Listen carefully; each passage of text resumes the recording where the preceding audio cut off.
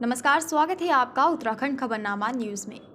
Bharatiya Janata party अल्पसंख्यक मोर्चा द्वारा अल्पसंख्यक स्नेह संवाद यात्रा का शुभारंभ कर दिया गया है, जिसके तहत यात्रा आज लालकुआं पहुंची, जहां नुक्कड़ सभा करते हुए केंद्र और राज्य सरकार की जन कल्याणकारी नीतियों को अल्पसंख्यक समाज के लोगों तक पहुँचाना और अल्पसंख्यक समाज के लोगों को उसका लाभ पहुँचाने को जागरूक किया गया। लालकुआं में आयोजित अल्पसंख्यक स्नेह संवाद यात्रा की नुक्कड़ सभा में पहुंचे अल्पसंख्यक मोर्चा के राष्ट्रीय उपाध्यक्ष एवं उत्तराखंड प्रभारी मुफ्ती अब्दुल वहाब कासमी ने कहा कि आज़ादी के बाद से अल्पसंख्यक लोगों को विपक्षी पार्टियों द्वारा भ्रमित किया जाता रहा है, लेकिन अब अल्पसंख्यक समुदाय का रुझान भाजपा की ओर बढ़ रहा है, जिसका परिणाम देश में भाजपा की सरकार है।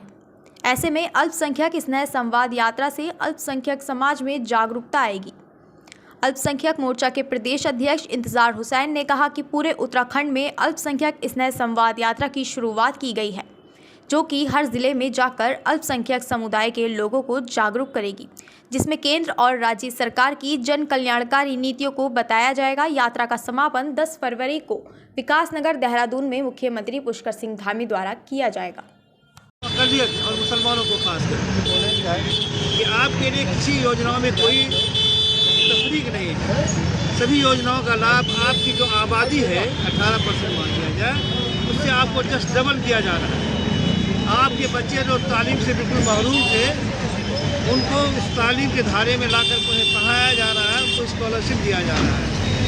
और एक ज़माने से आज़ादी के बाद ही से मुसलमानों को कहा गया, इस देश में जब कभी भाजपा की सरकार आएगी तो आपको देश से निकाल दिया जाएगा या फिर बड़े बड़े दंगे होंगे।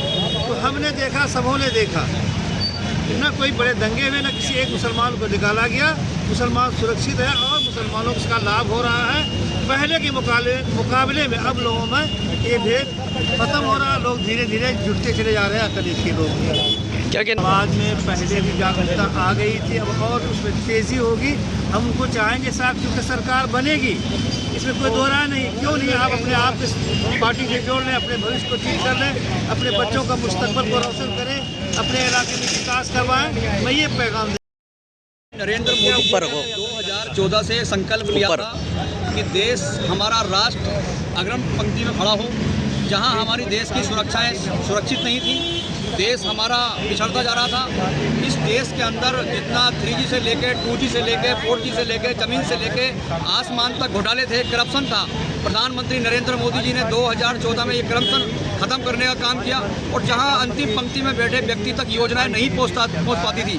जब हम कहते थे कि पंडित दीनदयाल उपाध्याय जी का हम संकल्प पूरा करेंगे, उनका नारा पूरा करेंगे, तो उनका पंडित दीनदयाल उपाध्याय जी का जो संकल्प था, पंडित दीनदयाल उपाध्याय जी कहते थे अंतिम पंक्ति में बैठा व्यक्ति तक हमारी सरकार की योजनाएं पहुंचनी चाहिए। आज देश के अंदर बहुत बड़ी संख्या में अल्पसंख्यक मुस्लिम समाज है, जिसने इन 10 वर्षों के अंदर लाभ लिया है, चाहे वो उज्ज्वला योजना हो, सौभाग्य योजना हो, जनधन योजना हो। सारी योजनाओं का लाभ लेने के बाद क्या अल्पसंख्यक समाज को भारतीय जनता पार्टी के साथ खड़े नहीं होना चाहिए? जिस प्रकार से हम कह रहे हैं 400 पार प्रधानमंत्री नरेंद्र मोदी ने संकल्प लिया है कि देश के अंदर तीसरी बार प्रधानमंत्री नरेंद्र मोदी जी बनने वाले हैं और उनके संकल्प को पूरा करने के लिए जहां अल्पसंख्यक मुस्लिम क्षेत्र है, जहां अल्पसंख्यक मुस्लिम विधानसभा है, जहां पर अल्पसंख्यक पूर्ण बहुमत के साथ रहता है, जिस विधानसभा में अल्पसंख्यक रहता है, हम उनसे निवेदन करने के लिए निकले हैं 15 दिन तक लगातार कि भारतीय जनता पार्टी के साथ आए। आने वाला समय भारतीय जनता पार्टी का है। आने वाला समय का शुभारंभ संभाग कार्यालय हल्द्वानी से किया गया है, जिसका समापन विकासनगर में किया जाएगा।